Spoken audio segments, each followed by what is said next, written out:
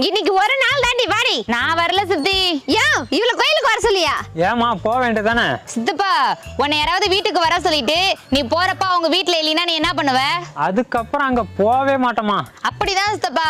சித்தி தியேட்டருக்கு கூட்டிட்டு போச்சு சினிமா பார்த்தேன், பீச்சுக்கு கூட்டிட்டு போச்சு கடலை பார்த்தேன், மாட்டு சந்தைக்கு கூட்டிட்டு போச்சு மாட்டை பார்த்தேன், ஆட்டு சந்தைக்கு கூட்டிட்டு போச்சு ஆட்டை பார்த்தேன், கோழி சந்தைக்கு கூட்டிட்டு போச்சு கோழியை பார்த்தேன். ஆனா எந்த கோவிலுக்கு கூட்டிட்டு போனாலும் சாமியை பார்க்கவே முடியல.